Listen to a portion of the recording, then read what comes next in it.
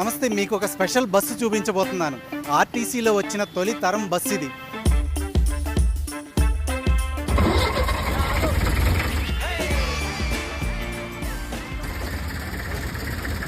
(1932) Nizam state అంటే హైదరాబాద్ నిజాం హయాంలో ఉన్నప్పుడు అప్పుడు ప్రారంభించిన బస్సు ఇది. గతంలో బస్ భవన్ వద్ద డిస్ప్లే ఉండేది.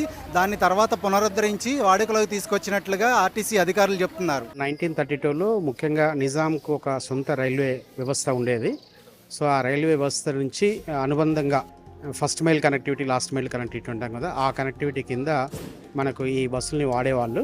ఇటువంటి మోడల్ బస్సులు ఒకటే ఉంది, ఒకటి విజయవాడలో ఉంది, ఒకటి మన దగ్గర ఉంది. యాక్చువల్లీ ఫస్ట్ మనం దీన్ని మాడిఫై చేసినాం.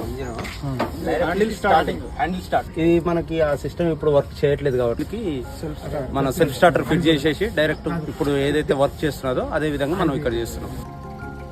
మేము దాదాపు 2 రోజులు ట్రైనింగ్ తీసుకొని నడపాలంటే 3 డ్రైవర్లు ఉన్నాం మా వర్క్షాప్లో. ఎక్సలేటర్ ఏమో సెంటర్లో ఉంటుంది, క్లచ్ లెఫ్ట్ సైడ్లో ఉంటుంది, ఆ బ్రేక్ ఏమో రైట్ సైడ్లో ఉంటుంది.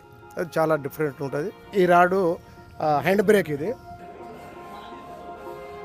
ఈ బస్సు ప్రత్యేకతలు కనుక మనం పరిశీలిస్తే మొత్తం 19 మంది ప్రయాణించవచ్చు.